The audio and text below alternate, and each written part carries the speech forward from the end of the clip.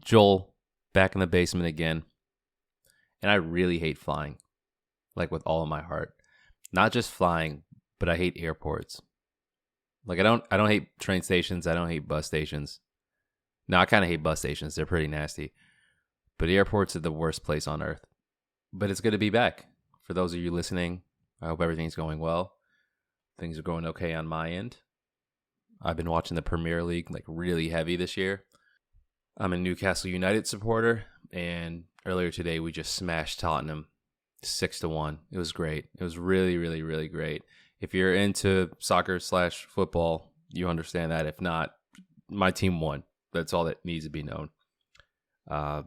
Getting into Premier League is actually great. It's all the games are super early on Saturday and Sunday. Sometimes they're on like weekday afternoons. So that leaves me time to still do stuff after the fact. Like usually when I watch football, NFL, or even college, like you're so into the game. When all of the games are done on Saturday or Sunday, your whole day is shot, which is fine because that's what you want to be doing. But if you're drinking, by the time you're done, it's like 8, you're hungover, you're just done. Premier League is so early that it's weird if I drink. So I just watch the games. It's cool. I can watch post-game wrap-ups because everything's happening in London. It's like 5 hours ahead. And I still have my whole day ahead of me. And when football comes back and college football comes back, I have plenty of time to do all that as well. So now it's, when is it? What month are we? It's April. We have NBA playoffs, NHL playoffs. I get Premier League. It's like one of the best times for sports. Oh, also, baseball started back up, which I've been slacking off on. So it's a good time to be into sports. I get it all. My shows are coming back. Barry is back on. If you've never watched it, it's amazing. Bill Hader. I'm trying to watch Succession too. It's the last season, but it was already spoiled for me on some random IG account I found. It was like a foodie IG account that spoiled Succession for me. It was ridiculous. So that totally fucked me. So now I got to watch it, but I'm not even enthused to watch it, but whatever. So in terms of, hobbies and interest, entertainment-wise, I'm in a pretty good spot. Let's give you a quick catch-up. Last week was really eventful. I flew. That's why I started with how much I hated flying. Prior to getting on an airplane, I had a really good meeting with a connect I met through my wife, through a friend of my wife. So we were able to talk about the Moonlighters agency. I was able to talk about her communications agency and just really have a positive conversation. I was talking with someone who got out of a toxic situation and started running their own business, and it's going really well. So it was cool. Hopefully there's synergy there. Hopefully we get some clients. Who knows? On Thursday, I flew out from DC to Boston to interview Easty Farm. I grew up in Boston. I love going to Boston. The city was a dump when I was a kid there and a teenager. Now it's really good and gentrified. So walking around downtown and Back Bay is actually pretty nice and peaceful, beautiful weather. I hate flying. I hate going to the airport by myself. It's depressing. I don't understand how people can just travel like that all the time. My wife does. And I thought I wanted to when I was in like high school, early 20s. I thought the traveling employees, that's where you want to go. That's where the money is. Like those consultants and all that stuff. I hate it. It's the worst. Like you get to the airport, unless you get there. I like to get there early so I don't have to rush around. But if you do have to rush, which I did this entire trip, by the time I got into the airport past security, and I had TSA pre, which is great. By the way, I don't have Clear, so having TSA pre, I had to watch like 30 people go ahead of me with Clear. Ridiculous. Anyway, you get to the gate. I didn't have any time for anything. I like to at least have like a beer to relax or a drink to relax. I did have a drink, but I had to cram it down. Both going to Boston and coming back home to DC, it sucked. I had no time to just like catch my breath. Anyway, it's anxiety all over the place. Then you get on the plane and I can never relax on planes. I can't sleep ever. I'm 6'2", so it's really hard for my knees to get comfortable on the flight. So I'm just wired. And I used to be scared of planes crashing when I was a kid, but I know that's not the case now for the most part. So it's just anxiety. It's just being wide awake, knowing that I can't relax and shut my brain off. I hate it. Met someone really cool on the plane though. Met this older black gentleman who's from Mississippi. We had a really good conversation. He wants to recruit me to be a Sigma, which is a fraternity, if you don't know, historically black fraternity. But we had a really good talk, which kept my mind off the fight and how much I hate it. So it was good. For those of you who have never been, go to Boston. It's a really cool city. When I was growing up there, look, Boston has a really bad rap, but it earned it. It earned its terrible reputation for racism. My mother grew up there, aunts, uncles, all of that. My grandmother moved up from South Carolina. I was born in 83. So by the time the 90s hit, from my experience, it was like everywhere else, blue collar and white collar racism. Blue collar racism, I spent most of my time in Jamaica Plain, Roxbury, or Dorchester. Mostly black neighborhoods. Well, Dorchester's a mix. But Roxbury, for sure, I was there a lot. All my schools are in Roxbury, Crispus Attucks, the Trotter, Latin Academy. I used to go to the Shelbourne Center, which is an after-school thing. We played basketball there. I was there every day. All black. So it was typical black stuff, right? Like, I shouldn't say typical black stuff, but like inner city shit you would see in the movies all the time. Projects here, streets here, gangs here, drugs there. Good stuff happening here, middle income families here. You just got a mix of shit. The thing about Boston at that time was the white neighborhoods were exactly the same. So there were Irish neighborhoods in Southie, like the O'Connelly projects. There are neighborhoods in Charlestown where they were West Roxbury, Roslindale, where they were dealing with the same shit that we were and living exactly the same as we were. So projects, gangs, guns, knives, crime, good stuff, bad stuff, all of that. It's just blue collar shit. And it was also racist. So on top of being black, knowing that there's certain places I can't go and I should go based on who I know, certain projects I should go to or not go to, it was the same for going to different parts of town. So like going to Southie, we just didn't go. There was no reason for us to be there. And if you went there, it wouldn't end well for you.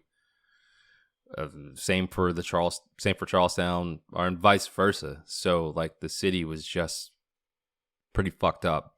I didn't see most of Boston until I was like 30. I didn't know what most of it looked like. I never wanted to go to those neighborhoods. Eastie was like that. It was mostly Italian. You just didn't go to different North End. You just didn't go there. It just wasn't a good idea. The city was dirty. I like this tangent I'm going on, this historical tangent. It's supposed to be a weekly check-in, but whatever. We're here. Let's do it. The city was really filthy until I remember Good Will Hunting came out, and I felt like shit started changing. I don't know if it's because of the movie. I'm not sure. But Boston was really nasty, and also Mayor Menino, who was mayor for like forever. So things started happening around the city. Vacant lots started to be fixed up. Things started getting built. So there are parts of town that exist now that did not exist when I was a kid.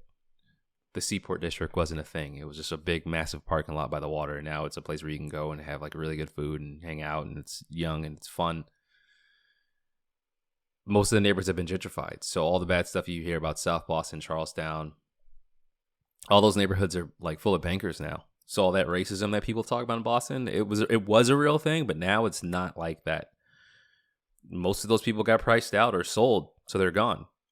The black neighborhoods and Hispanic neighborhoods are further out from the center of the city. So those, for the most part, haven't been gentrified yet. They're pretty residential. You have to leave the city center to go there. And there's not much there now. There is. And thanks to the Boston Ujima project, I'm seeing a lot more businesses get put into those areas. So they're still there. But in terms of going to Boston and being like, I'm not going to go there, it's crazy racist, blah, blah, blah. That was the point. It's not like that anymore. It's a great place to go. It's a good place to hang out. It's a tiny city. It's walkable. It's like a little piece of Europe. It's really cool.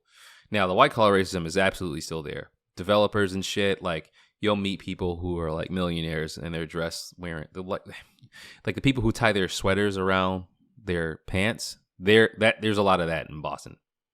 There's a lot of, what do they call those? Oh God, I forgot. Legacy people.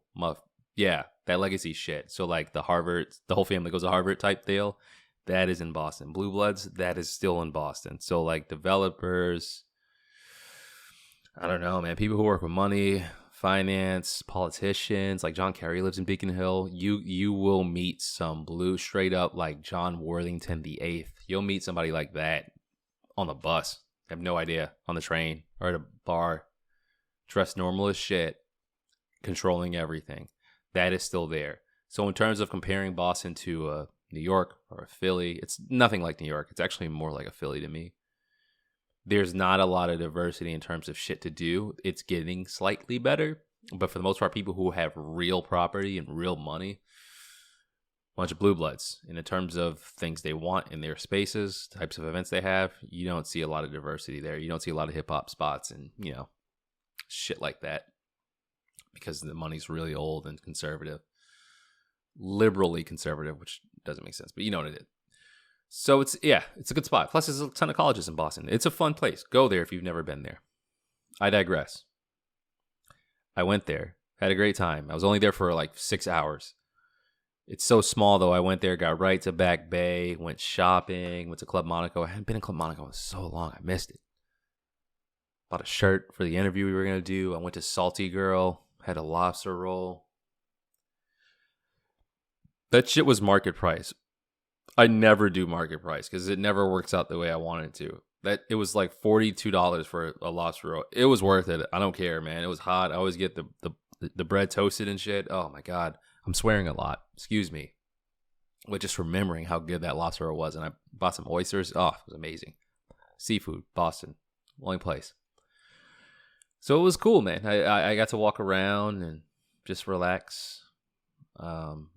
The train still sucks in Boston. It's gotten worse. The Orange Line is pretty gross still. Got to jump on the Orange Line, then the Blue Line, and get to Eastie. Went and did my interview and met the Eastie Farm crew. Conan and Jenny. It was awesome. We interviewed in a greenhouse. Colgan met me there. East Boston's very interesting. It's not physically connected to the rest of Boston. I think I alluded to that a week ago. So you have to take a train there or go through tolls. And it's not. It was a bunch of, I learned this during the interview, but it wasn't just one island. It was a bunch of islands put together. Like a lot of Boston is landfill. So Eastie's kind of separated. And when I was growing up, I always thought it was just Italians living there. Notice I keep referring to ethnicity because that's just how Boston was. This is what we do. This is what we did. This neighborhood is that type of neighborhood. Whatever. It's changed though. Now, like, it's trying to gentrify itself out, but there's tons of people from South America in Eastie. It doesn't feel like any other part of Boston. It's super unique. Folks from El Salvador, Colombia. It's pretty mixed. It's pretty cool. Families. Like, I like it. I like it a lot. And it's close to the airport. So we had the interview. The interview went really well. We talked about climate change and how we're all doomed. And Eastie Farm and what they're doing to support urban farming and to foster green spaces. After it, I walked right to the airport train station, caught a shuttle bus, back to the depressing, awful, terrible airport. Had some Woodford Reserve for like $20. No, it was like $15, $13. I don't know. For a shot, it was a lot of damn money. Then headed home. I do the same thing every time. American Airlines. Hour some change, get to Boston, get back. It's great. If you do go to Boston, don't catch Ubers. Either take the train or catch a cab. Just don't. It's ridiculous out there. DC, like, same. Just catch a cab. So, had the interview. The interview went really well. Caught the flight home. Wife and baby were waiting for me. My little baby Zora was asleep. I think she was pissed that night. I think she woke up. Yeah, she woke up in the middle of the night, fed, and then proceeded to stay awake for like an hour and a half at like 4 a.m. I was up from 4 to like 5:30. It was terrible. And I got nothing done the next day. Oh, it was awful. I forgot about that. Yeah, she wasn't even crying. She was just up with her eyes wide open, smiling and laughing and talking to me. It would have been a beautiful moment had it not been 5 o'clock in the morning. It was bad. So, baby went to sleep. I woke up, got nothing accomplished on Friday because I was so tired. But I don't work. I work on my own thing now. So, as sad as I was that I did not get anything done, I did not owe anyone else anything, so I didn't feel as guilty. Now I'm feeling pretty rested. I'm good to go for this next week. We got some stuff lined up.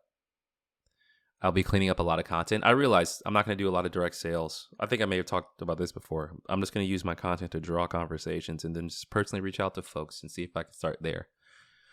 So I have to clean up a lot of content. I've been going through showcase content when we used to do live showcases and figure out what to share from that. Really good stuff. Getting some looks, getting some people reaching out and asking questions, which I really like. My wife is CPA? Yeah. Then went to school for accounting, and then now she's in investment. She's going to be helping me with finances. If you knew us, you'd realize that could be a recipe for like success or absolute disaster. Our personalities are so different. I'm like, if you listen to me for this, I'm pretty chill. I'm easygoing. She's not. She's the opposite. She's mean, but she gets her shit done. So I respect it. Yeah, I don't know too many people who are fun who do finances and accounting, like who tell jokes and shit while balancing books. And I don't know that.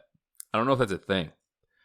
But she's skilled. She knows what she's doing, and she's not going to BS you. So it'll be good for me. I have a lot of editing coming up. We have this Easty Farm episode we're going to do. So got to get that ready ASAP. We have another Boston trip coming up in a couple weeks too, but that's a little further out. This week I'll be traveling to South Carolina. Hemingway, South Carolina, which is where my wife is from. It's the middle of nowhere, South Carolina. It's like not woodsy, like West Virginia woodsy, like you hear about, where it's scary and shit. It's just really rural. We're going to drive down super early in the morning on Wednesday. Traveling, I mean, whatever. I don't like flying, but, shit, it's 6 to 8 hours. And we're with a baby, too, so we're going to have to stop every 3 hours to get her some stretch her baby legs. So it shouldn't be too bad. As long as it doesn't storm, we'll be fine. But we get to South Carolina, hang out with our folks. It's cool. I get to disconnect. I usually don't drink. So I get healthy. My liver thanks me. My kidneys. I'm not an alcoholic, but you know what I mean. I just chill. It's peaceful. So I doubt I'll get a lot of work done. I'll probably read books, which I need to do more of.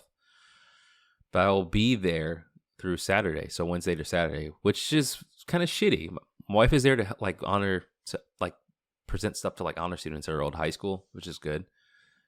But the NFL draft's on Thursday. Premier League is Tuesday, Wednesday, Thursday, Friday. It's so rural. The internet's not crispy. It works, but it's not crisp. So that'll be sad. There's a really good barbecue spot where she grew up. It's called Rodney Scott's Barbecue. It's actually nationally known. Really good. The guy who started it, his son made his own franchise based off that called Scott's Barbecue. It's in Atlanta, Charleston, Birmingham, I think. A few spots. Scott's Barbecue. Really good. If you're ever in that part of South Carolina, everyone in the state knows about it. It's Rodney Scott's Barbecue. All they do is just slow roast, slow cook hogs. Whole hog barbecue. They do all that stuff too, like Thanksgiving. They'll do turkeys. They have chicken there, but literally just whole hog barbecue. So good. You just buy it by the pound. It's amazing. So I'll get some of that. So yeah, it'll be good. When I used to travel, I used to feel like I was losing time. Since I've always been moonlighting till now, I always felt like if I wasn't working on my business in my free time, I was losing. But that's not the case. Don't feel like that. Don't look at everything like opportunity cost. Sometimes you just need to be doing other shit. I'm not losing anything by being with my wife's family or my daughter. It's just what you're supposed to be doing with your time. It's more important things than just working. Even if you're following your passion, stop, smell some roses, eat some barbecue. So that's what I'll be doing this week. So I'll be working intermittently. I hope I said that right. Or sporadically, I should say. Facetiously. I'm just going to start throwing out words. That's one good thing about watching the Premier League is that the words you hear, oh my God, they say shit like apoplectic, capitulation, shambolic. It's good. If you ever want to learn like better vocabulary, watch soccer. It's awesome. I'm on a tangent. I'm all over the place. Either way, I will be in Hemingway, South Carolina with my family. We're going to drive down there. We're going to get back. We're going to do more of this. I got some work I need to do. We don't have an episode coming up this week. We're going to do one next week, and then it's going to be bi-weekly until August. And then if I find people on the fly that I want to interview, we'll interview. We'll put it out. So yeah, I got some work to do. I got clients to find. I got content to put out, and I have more Ujima traveling to do, and we're moving along here. So to anyone who has been feeling busy or down, I'm with you. Stick it out. If you need to, take some time to reflect and catch your breath.